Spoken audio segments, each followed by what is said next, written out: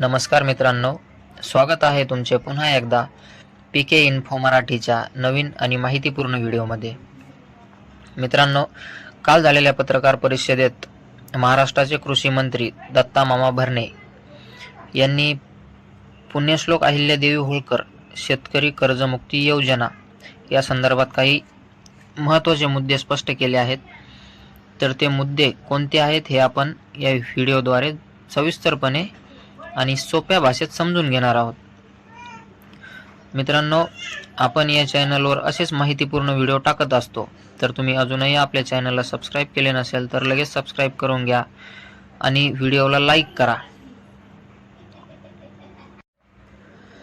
मित्रांनो, 14 लाख शेतकऱ्यांची दुसरी यादी जाहीर झाली आहे आणि दुसरी यादी केव्हा येणार आहे ते आपण बघूयात पुढे. तर पहिला मुद्दा असा आहे की कर्ज रकमेत तफावत असेल तर काय करावे.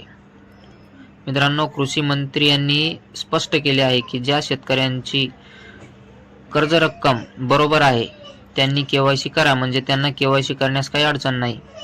पण ज्या शेतकऱ्यांचे कर्ज 2 लाखाच्या आत आहे, जसे की एखाद्या शेतकऱ्याचे कर्ज जर 1.5 लाख आहे आणि त्या शेतकऱ्याला केवायसी करताना ऑनलाईन पोर्टलवर 1,20,000च दाखवतंय किंवा 1,30,000 दाखवतंय, तर तेही शेतकरी कर्जमाफीस पात्र आहेत, म्हणजे त्यांनीही केवायसी करावी. तुमचे कर्ज 2 लाखाच्या आत आहे तर केवायसी करताना रक्कम कितीही दाखवू द्या, तुम्हाला पूर्ण कर्जमाफीचा लाभ मिळणार आहे. म्हणजे तुमचे जे काही कर्ज आहे ते पूर्ण माफ होणार आहे आणि तुम्हाला कोणतीही उर्वरित रक्कम भरण्याची गरज नाही. तुमचे सर्व कर्ज माफ केले जाईल. कोणाचे, ज्यांचे कर्ज 2 लाखाच्या आतमध्ये आहेत त्यांचे. आता दुसरा मुद्दा असा आहे की OTS मध्ये कोणते शेतकरी पात्र आहेत. तर मित्रांनो, 2 लाखापेक्षा जास्त ज्या शेतकऱ्याकडे कर्ज आहे ते सर्व शेतकरी OTS साठी पात्र आहेत. OTS म्हणजे वन टाइम सेटलमेंट. म्हणजे एखाद्या शेतकऱ्याकडे कर्ज 3 लाख आहे तर त्या शेतकऱ्याला 50,000 रुपये माफी आणि 2.5 लाख रुपये कर्ज भरून त्या ठिकाणी सेटलमेंट करता येणार, म्हणजेच OTS. आता जी काही 14 लाख शेतकऱ्याची दुसरी यादी येणार आहे, त्याही यादीत जर कोणाचे नाव आले नाही, काळजी करण्याचे काहीही कारण नाही. याद्या टप्प्याटप्प्याने येणार आहेत. पुढच्या यादीत तुमचे नाव येईलच. तुम्ही कर्ज काढलेले आहे म्हणजे तुमचे नाव येणारच, मग ते 2 लाखापेक्षा कमी असो किंवा 2 लाखापेक्षा जास्त.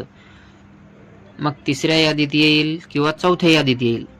हा कार्यक्रम चालूच राहणार आहे. 6-7 महिने, वर्षही जाऊ शकते. आणि 14 लाख शेतकऱ्यांची जी काही आता दुसरी यादी येणार आहे ती 15 ते 17 ऑगस्ट पर्यंत जाहीर होणार आहे. कोणाला काही प्रश्न असतील कमेंटमध्ये विचारा आणि अशाच माहितीपूर्ण व्हिडिओसाठी चॅनलला सबस्क्राईब करा आणि आमचा उत्साह वाढवा, जेणेकरून आम्ही आपल्यापर्यंत असेच नवनवीन व्हिडिओ घेऊन येऊ, नवनवीन माहिती घेऊन येऊ. आणि व्हिडिओ आवडल्यास लाईक करा. चला तर मग भेटूया पुढच्या व्हिडिओमध्ये. धन्यवाद.